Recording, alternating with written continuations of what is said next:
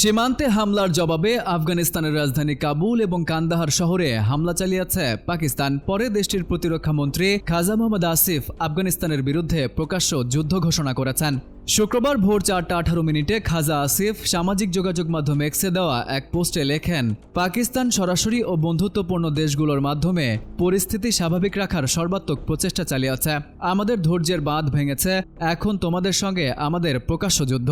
এদিকে পাকিস্তানের প্রেসিডেন্ট আসিফ আলী জারদারি সকালে এক এক্স পোস্টে লিখেছেন, আমাদের সশস্ত্র বাহিনীর প্রতিক্রিয়া ব্যাপক ও চূড়ান্ত।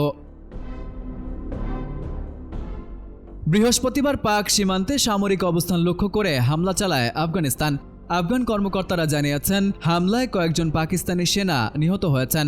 এ হামলার জবাবে আফগানিস্তানের বিরুদ্ধে অপারেশন গজব লিল হক শুরু করেছে পাকিস্তান। অভিযানের অংশ হিসেবে পাকিস্তানের বিমান বাহিনীর হামলায় ইতোমধ্যে কমপক্ষে 133 আফগান সেনা নিহত হয়েছেন এবং আহত হয়েছেন প্রায় 2 শতাধিক। এছাড়া আফগান সেনাবাহিনীর গোলাবারুদের একটি বড় ডিপো ইতোমধ্যে ধ্বংস করা হয়েছে।